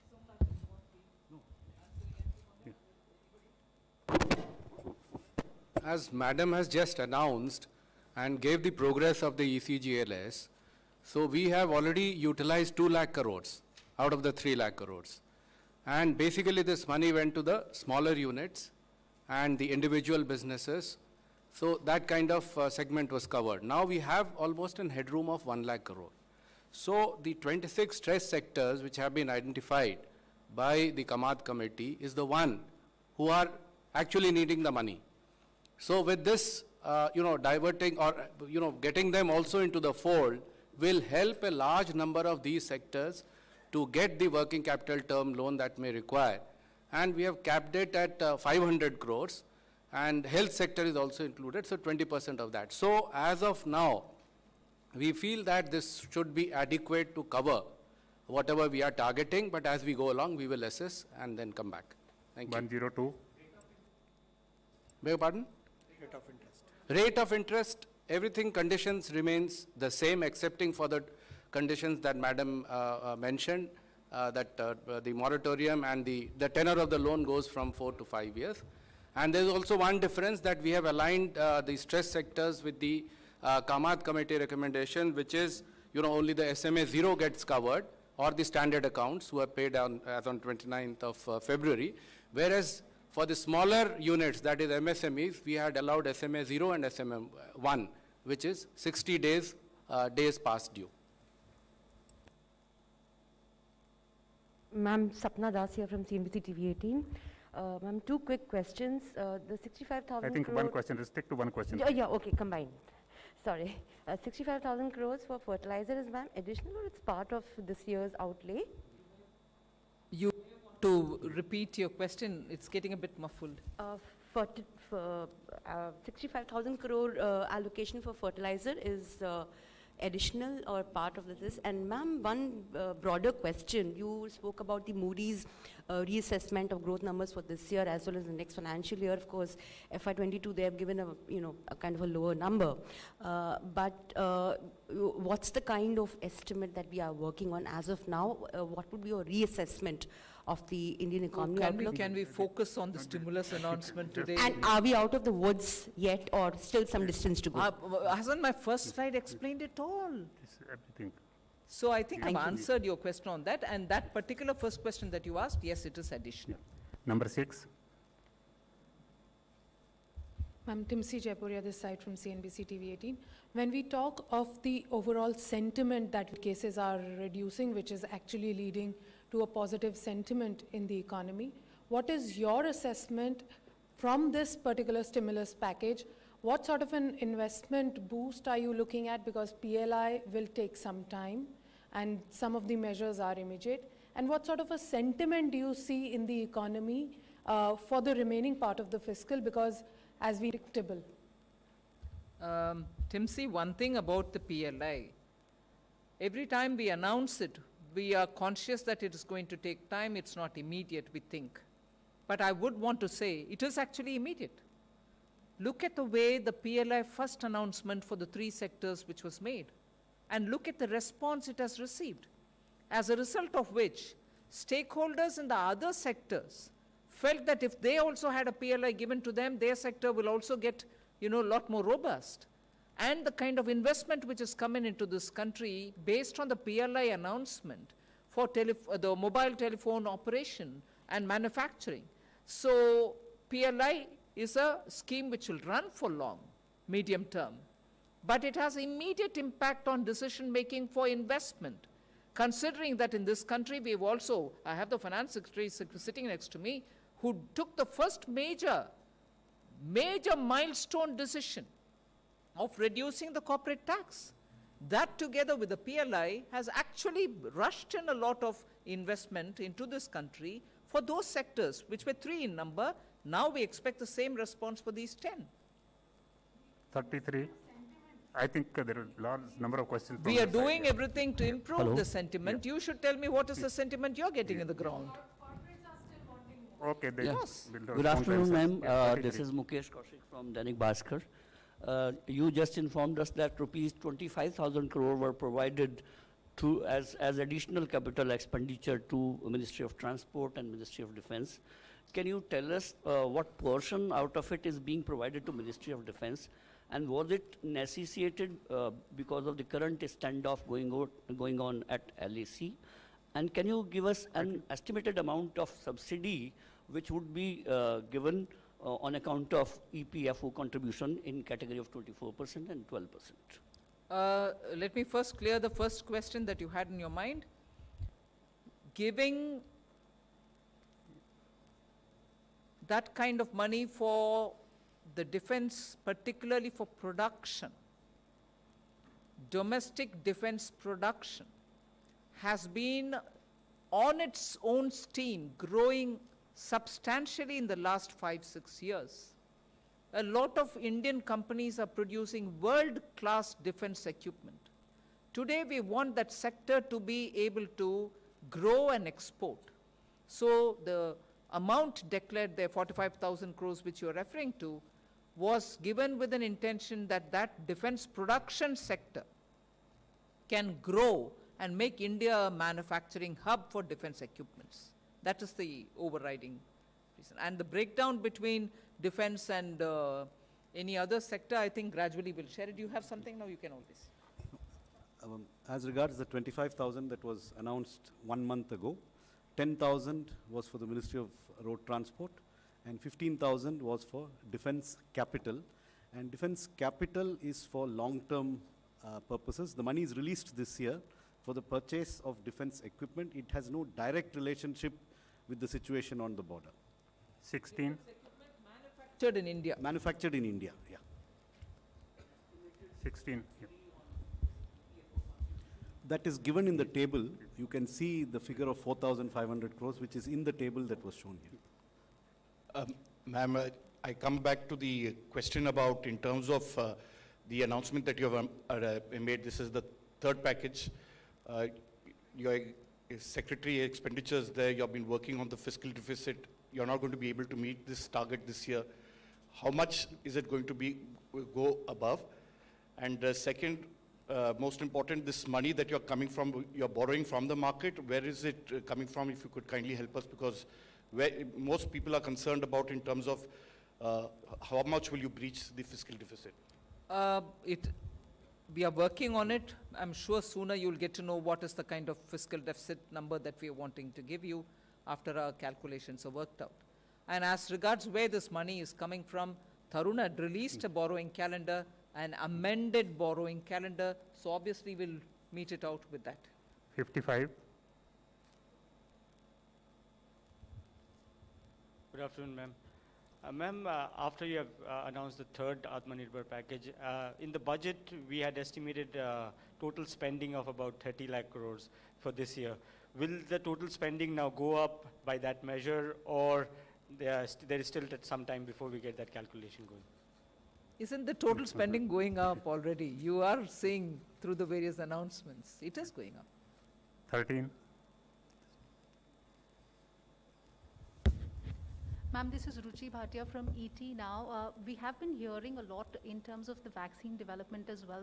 Pfizer, a day before yesterday, said that their vaccine candidate is about 90% effective. At a time like this, how is Finance Ministry looking at the vaccine developments, the news that we're hearing across the world? And besides that, the ECB chief yesterday also said that in light of the good news that we're hearing from in terms of the vaccine, the stimulus support will have to continue. Just want to understand how is Finance Ministry looking at the developments that we're seeing and the stimulus trajectory from No, here? I suppose all India is waiting for a good vaccine to come, effective vaccine to come, one or many more effective vaccines to come. And as I said, we are also spending money on R&D for vaccine, aside from what we'll give when the vaccine is ready for us to buy and when the vaccine is ready to be distributed. So the vaccine activity is going on on its own steam, for which Government of India is trying to keep abreast of the developments. But aside from that, we are still working on the stimulus, because the pandemic and its impact on the economy is something which all of us are assessing, talking to people, and where inputs are necessary, we are giving that. So both activities are going on. 157. ये जो आपने पहली वाली जो number 1 पर थी आत्मनिर्भर भारत रोजगार योजना, इस पर सरकार को कितना खर्च करने का अनुमान है? I think all these details have been given in the tables. All these details are given in the table. Please refer to those. 14.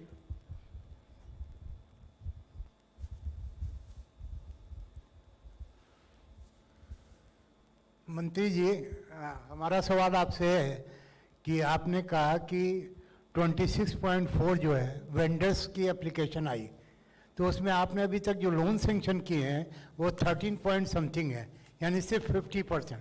तो आखिर क्या वजह है कि इन लोगों को लोन वेंडर्स की स्कीम में कम सेंक्शन हो रहे हैं? देखिए, ये जो अर्बन लोकल बॉडीज़ है, 103 शहर में ये योजना को प्रथम चरण में चालू किया गया है। तो अर्बन लोकल बॉडीज से जो रजिस्टर्ड है स्ट्रीट वेंडर्स, वो इसके पात्र हैं। अन्यथा अर्बन लोकल बॉडीज उनको कोई सर्टिफिकेट, एक लेटर ऑफ रिकमेंडेशन दे, वो भी पात्र बन सकते हैं। तो एप्लीकेशंस जैसे जैसे आ रही है, उसमें एक पोर्टल बनी है, पीएम स्वनिधि पोर्टल, और उसमें लोड हो रहा है। फिर जो बोरोअर है, यानी जो स्ट्रीट वेंडर है, वो अगर किसी बैंक को प्रेफरेंस दिखाता है, वो बैंक में पहुंचता है। अगर उसने बैंक का प्रेफरेंस नहीं दिया तो वो एक मार्केट प्लेस में एप्लीकेशंस रहता है, फिर बैंक्स उसको उठाते हैं। इस योजना का खासियत यह है कि इसमें 7% का इंटरेस्ट सबवेंशन है और एक क्रेडिट गारंटी भी है। तो आप समझ लीजिए, पिछले 2-2.5 महीने में लगभग इतने एप्लीकेशन स्वीकृत हो गए, और जैसे मैडम ने बताया 14 लाख एप्लीकेशंस सैंक्शन हो गए हैं, और लगभग 7.5 लाख एप्लीकेशंस का वितरण भी हो चुका है। थोड़ा टाइम इसलिए लग रहा है कि उनको डिजिटल ऑनबोर्डिंग भी किया जा रहा है, वो एक उसका एक और अंश है स्कीम के तहत, और उनको अगर वो डिजिटल ट्रांजैक्शन करते हैं तो उनको कैशबैक भी मिलता है। तो स्ट्रीट वेंडर भी आने में, क्योंकि वो अपने कारोबार में लगा हुआ है, तो उनको आने में थोड़ा कठिनाई हो रही है। तो अर्बन लोकल बॉडीज और जिला प्रशासन से बराबर मिनिस्ट्री ऑफ हाउसिंग अफेयर्स और डीएफएस मिलके वीडियो कॉन्फ्रेंस करके उनको यही जोर दे रहे हैं कि उनको लाया जाए। शनिवार रविवार को भी कैंप लगा के उसका वितरण की जा रही है। धन्यवाद। 61। मैं आलोक प्रियदर्शी, सीएनबीसी आवाज से। जब से लॉकडाउन लगा तब से एक सेक्टर के लिए लगातार कहा जा रहा है कि सबसे ज़्यादा अफेक्टेड हुआ वो था एविएशन, होटल इंडस्ट्री और टूरिज्म सेक्टर। उसके लिए अभी तक अगर देखा जाए तो स्पेसिफिक कुछ भी अनाउंसमेंट नहीं है। क्या आने वाले दिनों में कोई और अनाउंसमेंट आ सकती है, या ये आखिरी अनाउंसमेंट माना जाए? नहीं, ये स्ट्रेस सेक्टर क्या है, उसमें जरूर वो भी कवर हो जाएंगे ना। जैसे आप भी मान रहे हैं, कामत कमेटी भी माने कि ये स्ट्रेस्ड सेक्टर सबको 26 उन्होंने लिस्ट किया, हमने उसके साथ हेल्थ का भी जोड़ा है, सो उनको इसमें कवर हो जाएंगे। 15। मैम, मैं मोनिका जी मीडिया से। मैम, मेरा सवाल है कि इस पैकेज की घोषणा के बाद क्या अभी और कैपिटल डालने की ज़रूरत पड़ेगी सरकारी बैंकों में? हालांकि आपने 20,000 करोड़ रुपए का ऑलरेडी प्रोविजन किया है, और ये कब तक डाली जाएगी? मैं आज फोकस करती हूँ स्टिमुलस के ऊपर। 43। This question is either for Madam Minister or the Expenditure Secretary. So just to confirm, your budgeted estimates and fertilizer subsidies for this year was 71,000 odd crores and some change. So on the basis of good monsoon and extra area sown, you are changing that to 1.36 lakh crore, like 71 plus 65. Yes. In light of this and other additional expenditure, are we expecting additional borrowing announcement in, say, December or something?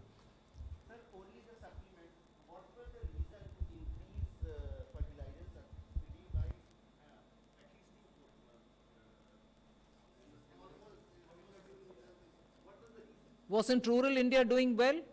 Isn't your Rabi crop also being speculated that it will be good? Isn't farmers' demand for fertilizers something which this government from 2014 ensured that there are no riots on the street with farmers coming and standing in long queues for fertilizer? We want to ensure that there shall not be any shortage for farmers who will want fertilizer. They have performed extraordinarily well during the lockdown. We can't afford to let them down now, so we want to ensure that fertilizers more than adequately will be available for them. Number 10. I think, okay, bhai, this is already answered. He answered it already. Ma'am, this is Aishwarya Paliwal from India Today. Ma'am, you've already, you're saying you want to focus on the stimulus package today, but what's your assessment of what will happen in future? Because we are seeing COVID numbers rise. So do you have an assessment of how it might impact the economy? Well, I'm not sure if these rises are all across the board. Yes, in some parts it's increasing and it's causing concern, but it's not across the board, and that is why the first point that we mentioned about how COVID is receding, at least in the figures that we've shown, and the mortality rate has also come down. So that is something which we have to take on board. 44. Ma'am, on your fifth announcement, which is related to infra and the construction, which has been extended to ongoing infra contract, which are free from dispute, you said. Ma'am, with this regard, there has been issues from the investor, particularly foreign investors, with respect to enforceability of contract and the speedy dispute resolution. Do we see any particular, mediator or fast-track court settlement to deal with the infra-related contract, ma'am? You want to say anything on it? Yeah. It's essentially, A, it is not part of this package. B, it's more a matter within the purview of the judiciary than of the executive. So I don't think there's anything useful that I can tell you today. For the settlement of these contracts, in fact, if you see that during the last 1 year, the number of special courts, Ministry of Law has been working with the respective high courts, and then they are setting up special courts only to handle this, the commercial disputes. You have something? Yeah, just to tell you to add to what Finance Secretary said, they are working, and in fact, if we look at the outcomes, the number of days that it is taking in the Bombay High Court has reduced considerably. And now we are also working with the Delhi High Court, where it has also come down, but we are working towards bringing it down further. So a lot of action has taken place on that front. A lot of courts have been notified as exclusive courts for settling these matters. या ma'am मैं मनीष कुमार हूँ news 24 news channel से इस तरफ ma'am अभी हाल में हमने देखा कि बिहार विधानसभा चुनाव के दौरान सरकारी नौकरियों को लेकर काफ़ी बात की गई। आप जितनी भी घोषणाएं कर रहे हैं इसके ज़रिए अलग अलग सेक्टर में रोज़गार का सृजन होगा, लेकिन क्या सरकार इस बात पर मंथन कर रही है कि सरकारी नौकरियां जो अलग अलग पद विभागों में जो पद रिक्त हैं उसको भी भर्ती किया जाए जिससे कि रोज़गार का सृजन हो? क्या इस पर सरकार गौर कर रही है क्या? Point taken. 82. Hi, ma'am. Ramya from the print. I just wanted to. Ma'am, I just wanted to check with you that yesterday the RBI also talked about the unrelenting pressure of inflation and said that it's a major downside risk to growth. So, is there any more inflation management measures that we can expect from the government? Also, the PLI scheme allocation of 1.45 lakh crore, it will be spread over the next 5 years in terms I think of yesterday it budget is already explained. All details are given in the public domain. Last question, 11. Just on the point of inflation, strictly the perishable goods are the ones which went up. And on the perishable goods, it's more because of some districts which got flooded. There are just not short-term but medium-term steps which are being taken by this government for better preservation of perishable goods, long shelf life, and so on, and providing a lot more weatherproof storage, particularly for crops like onion and potatoes. So I think that every season, we do face this in India till such a time, I suppose, we come up with a complete elaborate system of storage for these crops. The government is working both on short-term and also the medium-term steps on it. Import where necessary for the short duration, and for the medium term, enough investment is being attracted with great incentives being provided for agri-infrastructure, if you may recall, particularly during the Atmanirbhar that we've announced for creating of agri-infrastructure. With that, I suppose we'll be able to address that question. Last question, Ma'am, 11. Ma'am, this is Krishnanand Tripathi from ETV Bharat. Though the active cases have come down and fatality rate has also come down, but some European countries are witnessing a second COVID wave. And Prime Minister himself said that जब तक दवाई नहीं तब तक ढिलाई नहीं. But in this round, you have not announced any specific measure for vast majority of countries poor. Like I think, cash, please like focus. cash This is a subsidy. health-related issue. Health Ministry is having a weekly. Will there be a separate announcement? Focus Because on they need today's some announcements. support to tide over the harsh winter. No, on the COVID, a health ministry is giving you periodically a No, no, no. brief. Food, fuel and cash component that you announced as, in March, will it be extended so that they can tide over the harsh winters? Well, If there I've is second given you COVID wave. data till now. PM has announced the extension of the food security measures till November. So if there's anything, we'll come back to you. Thank I you just very- want to yes, take ma'am. one additional input which I'd given about establishments which employ 1,000 or below. And I said probably we'll be able to cover 95% of establishments in that. I've been just corrected by Tarun. It's not 95, it's 99.1% of all establishments will be covered by that.